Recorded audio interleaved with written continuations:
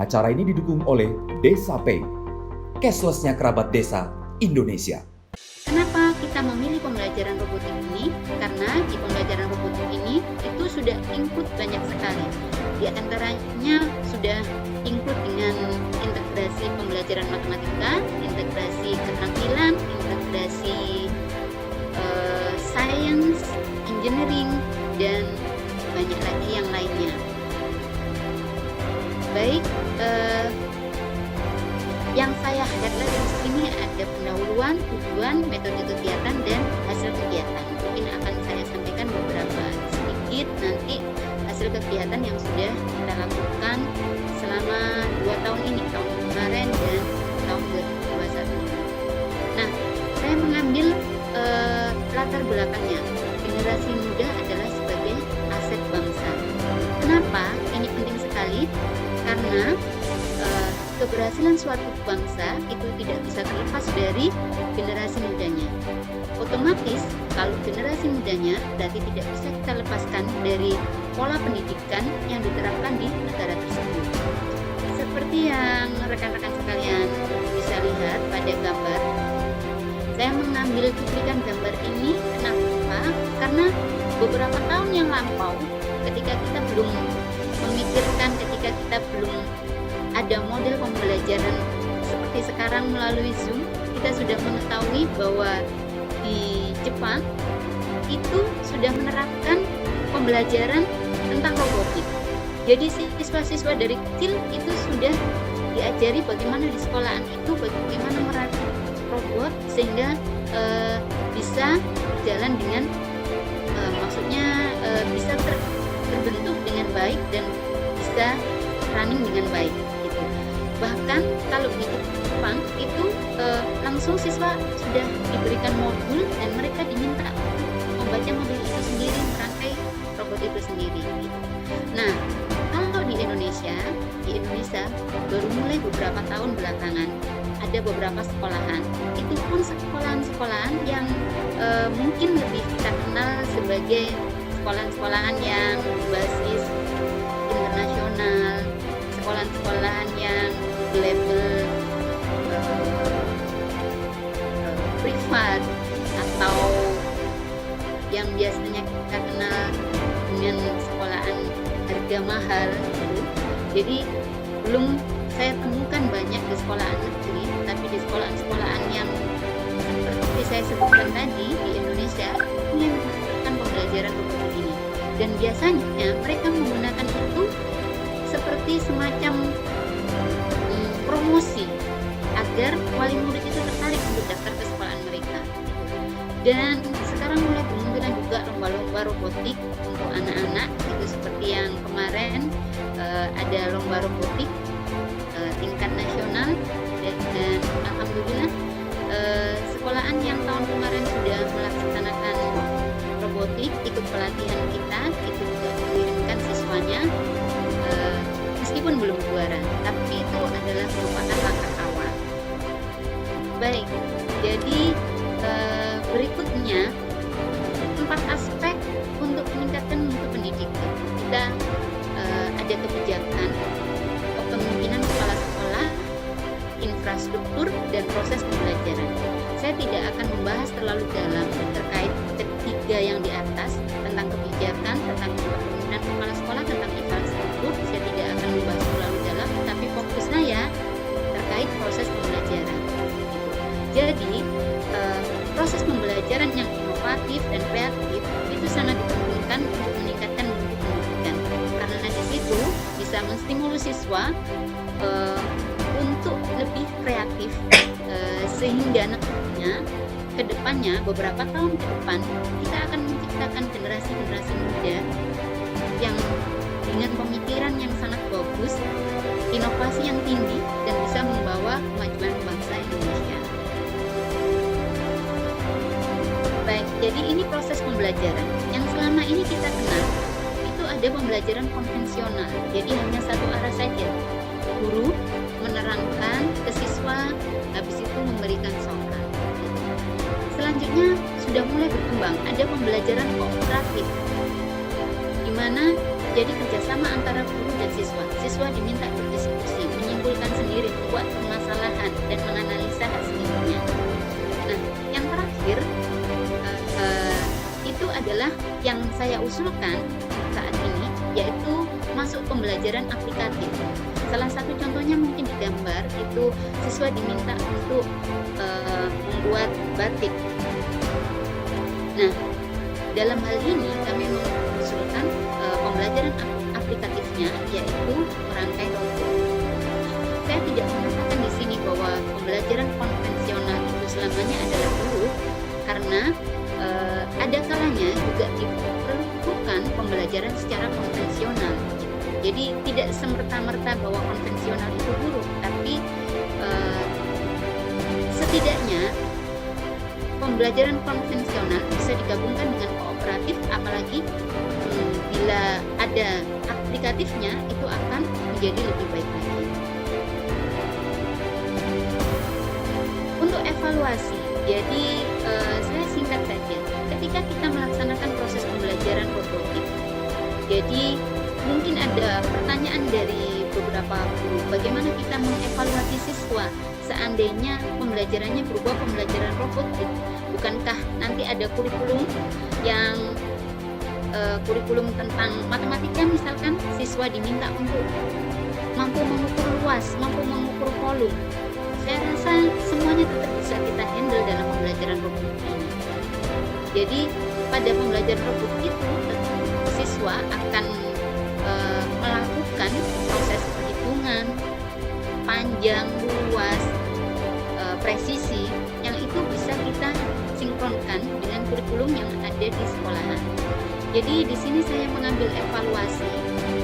Kalau secara pengertian, evaluasi itu merupakan proses penilaian pertumbuhan siswa dalam proses belajar mengajar, pencapaian perkembangan siswa berhubung baik posisi siswa sebagai individu maupun posisi di dalam kelompok. Dan yang kedua, evaluasi adalah suatu proses yang terus-menerus, bukan hanya pada akhir pengajaran, tetapi dimulai sebelum dilaksanakannya pengajaran sampai dengan berakhirnya pengajaran. Yang ketiga, evaluasi menuntut penggunaan alat-alat ukur yang akurat dan bermakna untuk mengumpulkan informasi yang dibutuhkan guna membuat suatu keputusan. Jadi, pola pikir kita saat ini harus mulai dirubah, bahwa evaluasi itu tidak semata-mata menilai siswa mampu mengerjakan perkalian, temu hasilnya benar, dan kita berikan nilai 90, 80, yang tidak bisa kita berikan nilai 50. Tidak semerta-merta seperti itu. Tapi evaluasi adalah proses yang terus-menerus, bukan hanya di akhir pengajaran, tetapi dimulai sebelum dilaksanakan pengajaran sampai dengan berakhirnya pengajaran. Nah, kalau melihat dari pengertian evaluasi ini, pembelajaran robotik itu sangat tepat sekali. Kenapa? Karena di situ kita tidak hanya akan melihat akhir, tapi di proses, di awal, itu kita melihat bagaimana kemampuan siswa. Kalau siswa tidak cakap dalam mengukur, mungkin siswa cakap dalam hal yang lain, misal dalam hal komunikasi. Jadi ketika nanti robot itu sudah jadi, ada evaluasi, mungkin diminta prestasi, itu bisa kita berikan penilaian untuk masing-masing individu. Dalam prosesnya pun begitu, kita bisa melihat kecakapan individu ketika merangkai, ketika manajemen anggota kelompoknya, komunikasi dengan anggota kelompok, itu juga bisa menjadi penilaian yang bisa kita ukur sebagai bahan evaluasi. Jadi berikutnya, untuk kegiatan yang saya lakukan itu ada beberapa robot yang kita siapkan. Tidak menutup kemungkinan nanti ke depannya mungkin akan bertambah lagi. Jadi ini saya membicarakan khusus untuk kegiatan yang sudah kami lakukan. Ada beberapa jenis robot, yaitu robot skateboard, robot kaki 6, robot gerobak, robot katak, battlebot, caterpillar robot, dan rock climbing robot. Jadi ada pada prosesnya nanti tentunya tidak akan selesai dalam satu kali pertemuan, karena sudah kita uji cobakan ke beberapa guru baik tahun kemarin dan tahun ini itu hampir tidak selesai untuk semua robot dalam satu hari. Jadi kita membutuhkan beberapa hari. Kalau untuk tahun kemarin kita membutuhkan sekitar 1 bulan untuk menyelesaikan semua modul robot. Nah, dalam hal ini juga ketika pelatihan kita tidak memulai dari awal untuk memotong tiap-tiap bagiannya, membuat kakinya, tidak. Dan nanti pada aplikasinya di siswa itu kita bisa meminta siswa benar-benar melakukannya dari awal, menyiapkannya dari awal. Untuk mempercepat proses pelatihan, memang sengaja semuanya sudah kita siapkan, ukuran kartonnya sudah kita siapkan, semua sudah kita siapkan dari kita gitu. Jadi peserta pelatihan tinggal menggunakan, mengambil kitnya, dipasang-pasangkan. Cuman dalam aplikasinya nanti tentunya siswa diminta untuk dari awal mulai mengukur, memotong, membuat roda dan lain sebagainya. Jadi kita tidak menggunakan diagram yang rumit di robot ini karena kita mau memberikan kesan bahwa robot itu bukan sesuatu yang rumit, bukan sesuatu yang sulit untuk dilakukan. Jadi kita tinggal ini saya ambil beberapa contoh. Jadi kita tinggal menyambungkan kabel, yang kabelnya itu juga sudah dibedakan antara warna merah dan hitam itu. Tentunya di sini ada keterampilan solder juga. Kita sambungkan ke baterai, ke saklar, dan nanti ditempatkan di badan kit robotnya. Setelah itu dijalankan. Nah, ini beberapa contoh yang mungkin bisa dikerjakan oleh siswa. Diminta untuk memotong, setelah itu menyambungkan, mengelem gitu, dan nanti dibuat rangkaiannya. Tentunya pembelajaran ini bagi siswa menyenangkan, meskipun kadang kita butuh ekstra untuk menghandle siswa dengan kegiatan yang sifatnya aplikatif gitu, tapi itu akan lebih masuk ke siswa daripada kita menerangkan ya saklar itu adalah seperti ini ya, baterai itu punya muatan positif, negatif seperti itu justru seperti masuk telinga kiri dan keluar telinga kanan. Tapi ketika mereka benar-benar melihat, oh ini bentuk baterai, oh ini saklar, itu akan lebih masuk ke dalam otak mereka berdasarkan pengalaman. Nah, ini mungkin salah satu contoh yang akan kita gunakan untuk merangkai sebuah robot.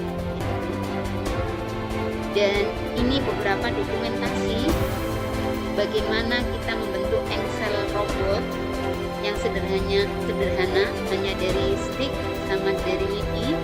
Terus proses mengelem, proses membuat roda, bagaimana supaya berputar, roda sederhana nanti bisa dibuat dari apapun yang tersedia di sekitar lingkungan kita.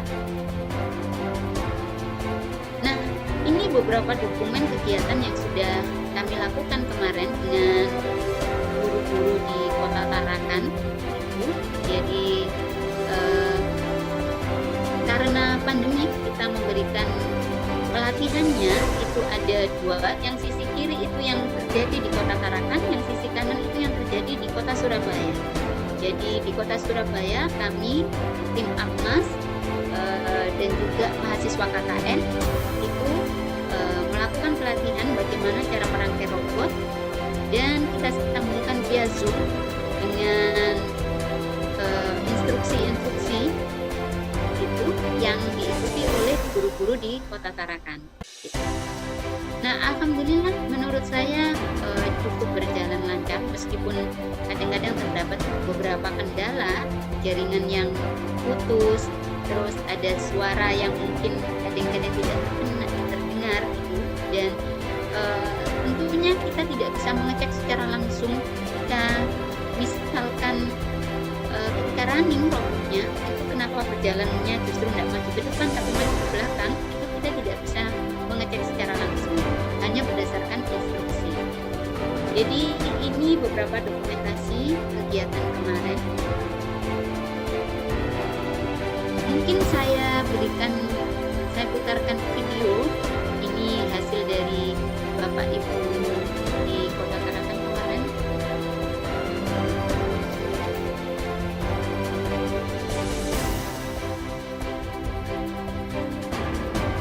Nah, ini jalannya masih mundur.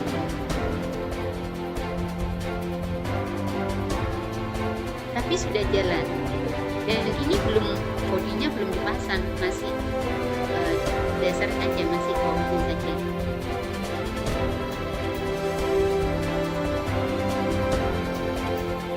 Ada video untuk kegiatan terkini kemarin. Apakah terlihat? Udah Bu, terlihat Bu.